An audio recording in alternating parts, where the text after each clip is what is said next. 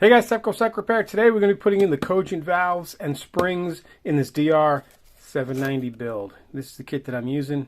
It's super sweet. These will make the front forks feel really good. I'm also putting the front fork brakes on it. Let's get started. So I'm going to go ahead and pull the forks. I'm going to clean them up, do fork seals on them, do the new Cogent internals, new springs, new sliders inside, bushings, new front wheel and tire.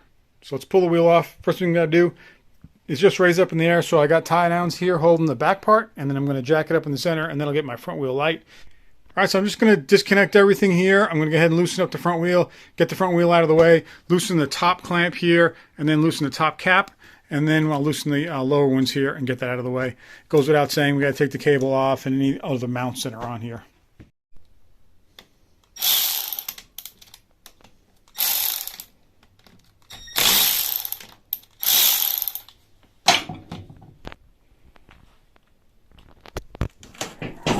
Jesus.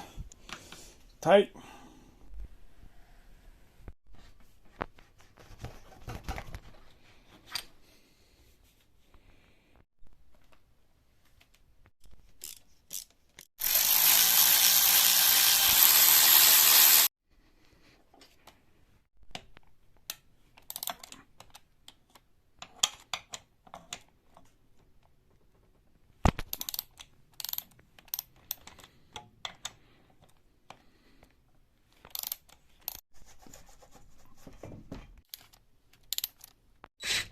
All right, so it's spinning on the inside now, so I'm going to have to go in there and hold the inside.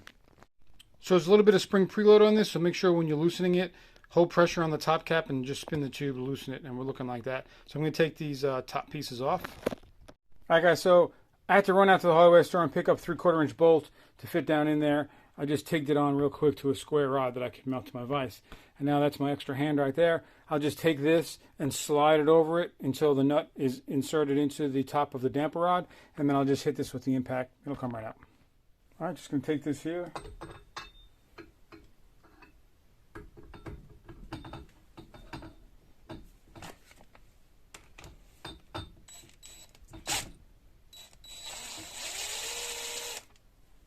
There we go. It's that easy. All right, now we can finish taking the fork seals out. All right, so with that out, the damper rod is going to slide right out. So just, all right, take that out there. There's a washer. It's stuck in the bottom of that brass washer. Pay attention to that. Don't lose it. This has been draining overnight while I was getting that tool made up.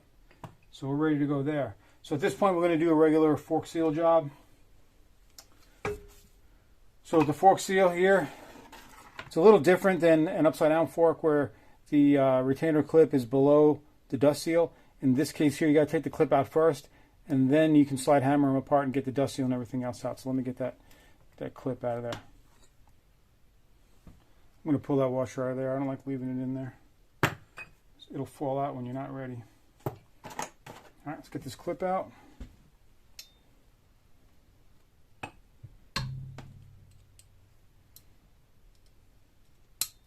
Just be careful of the fork tube. Just pay attention to what you're doing. All right, so we got the retainer clip off. At this point here, you're going to slide hammer apart. Just remember, there's a plastic piece in the bottom of the tube. It goes between the inner and the outer. All right, so it's between the inner and the outer, and it goes onto the base of the damper rod right here. So when you're putting it back together again, the damper rod has to go, and then the plastic piece goes on. So when you pull it apart, that's going to be at the bottom. So I'm going to heat up this section right here to help the seal come out because it's been in here a while. This is a 96, and these are original seals in here, it looks like. So I'm just going to put a little heat gun on this and just warm this up a little bit and then pull it apart. All right, so with that heated up, we're just going to slide hammer them apart.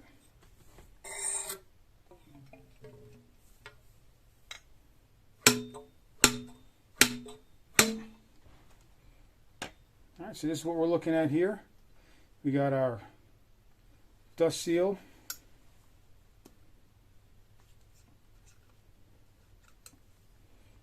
We got our dust seal here, and it's kind of stuck to the oil seal. Then you got your washer and your bushing, and then our bushing here too. We're going to replace all that stuff there. And that plastic piece I was telling you is still down the bottom here.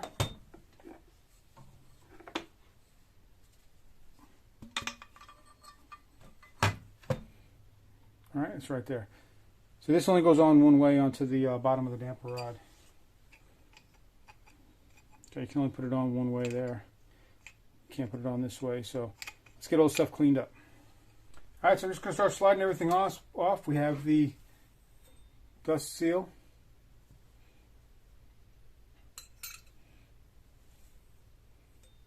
The oil seal.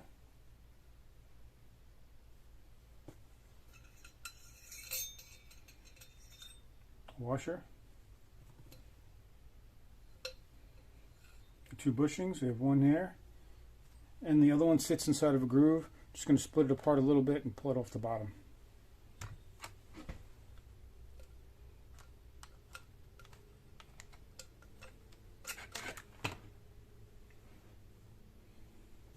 I have all new bushings, new seals, new O-ring for the top cap, and new clips. So I'm going to go ahead and start putting everything back together. Just going to wipe this down a little bit more. Alright, so I'm putting the Cogent valves in here and new springs. So this comes with the tool. And this tool here is the installation tool for the Cogent valve. It's just a tube that slides through here, and it has a little magnet on the end of it, okay? And it just sits on there like that. So it makes it installing that easier, otherwise you kind of have to balance everything. So with that on there, when you're sliding it into the fork, it's going to sit just like that. Okay, that's where the valve's going to go. And then when you have it in there with the spring down, you just push the spring down and pull the installation tool out and you're good to go. Alright, so let's just put it back together now. I'm going to take the damper rod. I'm going to drop that into the inner tube. And this is the top out spring right here. Make sure that that's in place.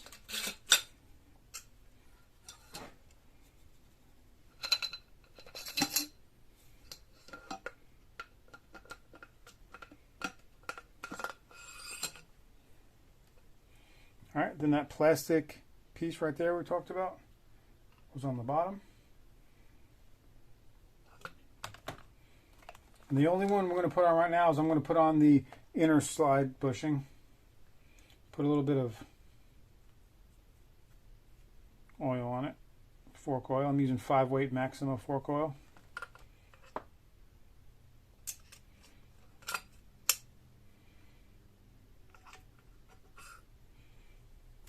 All right, take the lower.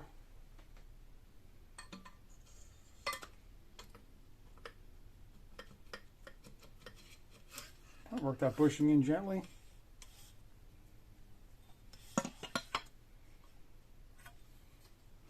And now we're just trying to get everything in line here. And our bolt right here, we're going to clean that up, put a drop of blue Loctite.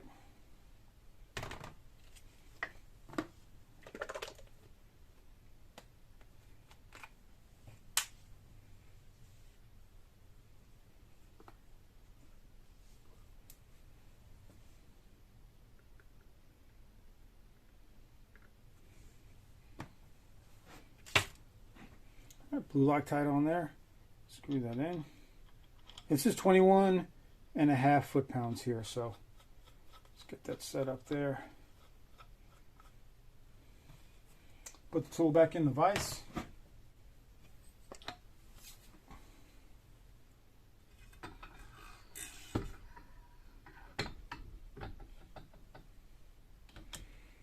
Now I'm just pushing it into the tool that I have in the vise.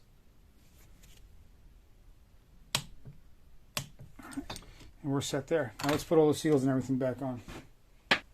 Alright, so here we're going to go opposite of the way that we took it off.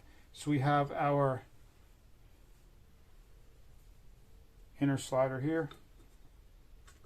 Or bushing, sorry. Slide that down in there. Washer. Seal, and make sure that the seal goes in properly. Okay. The old one, you can see the opening there. Make sure you put this one in the same way. And you want to use some grease inside of here. I'm using some Seal Glide here. Help it slide on. You can also put a little bit of grease around the outside part, help it slide into the fork.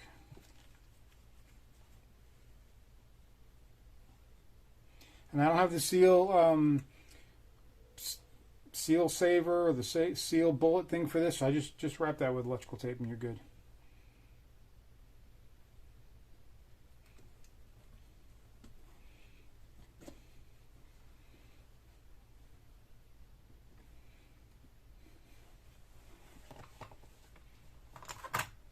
Then I'm going to use the seal driver.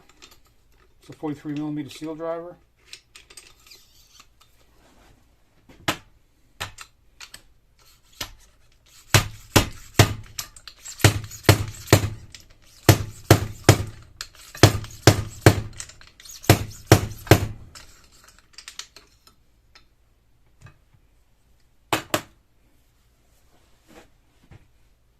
Then I'm going to put the dust seal on. Same thing. A little bit of oil on there, or grease.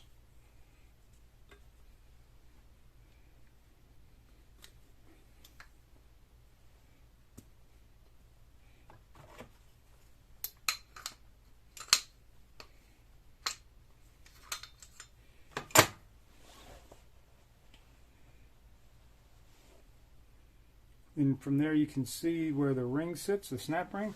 You have new snap rings here.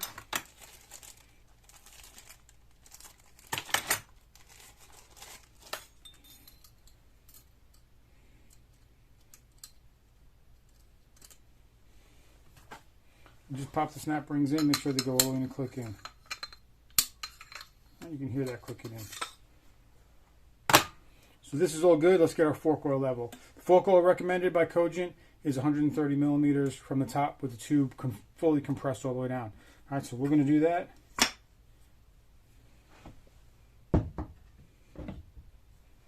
Take the tape off the top.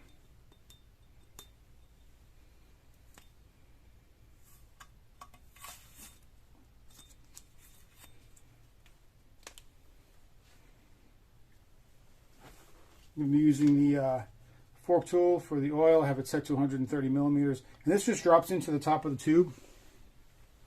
Makes the process all simple. You drop it in there and you just pull on the syringe until all the fluid, until it stops sucking fluid out, and then you know you're at the level. So when you're putting the oil in, put some of it in and just bleed it. Just pull it up, push it down. Just do that a couple times and get it bled before you do your final measurement. Alright, so like I showed you before, I got this set up right here. So we're going to just gently drop that into place.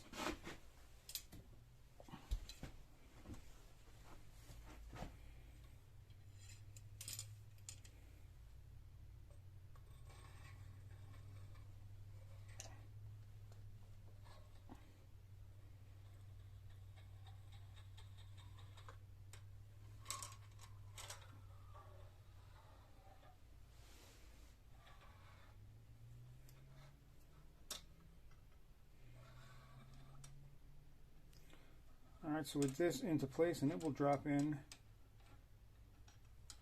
then you just pull the tool out, put your spacer in, your washer, and then your spacer.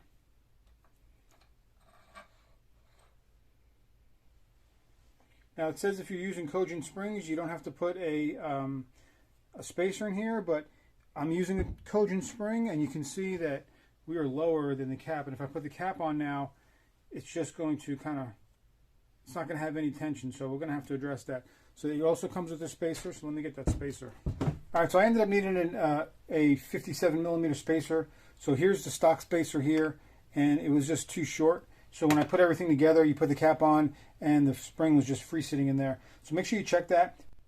So for that, you just extend the fork all the way. You don't want to compress the top out spring, so just bring it up until it touches the spring. Measure from the top cap down to the spring, subtract 8 millimeters, and I got 57 millimeters, and that's what my spacer is going to be. So the washer's still in there.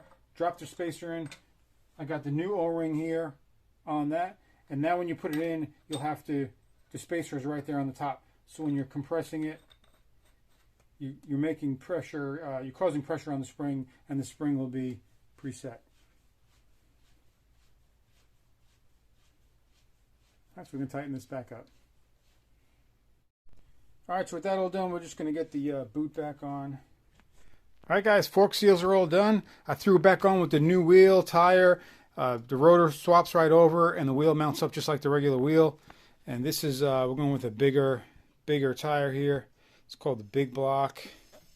110, 80, 19. This thing is a beast. It's the Kenda tire. Now the only extra thing that I did here is put this brace on it, and the brace goes on real simple. You just take the boots off here. They go all the way down here. You loosen those, slide them up out of the way, put the front on, and then put the back on. And these are like hand tight. They're only like 7 foot-pounds. So got 4 Allens on that, and that braces that up. When you're doing that, make sure that you have the lower clamps right there loose, so the fork can relax. And when you put that on, that'll kind of stabilize it there. And then when you put the axle back through again and torque everything up, everything will be nice and straight and square. And that should help out a lot with fork flexing.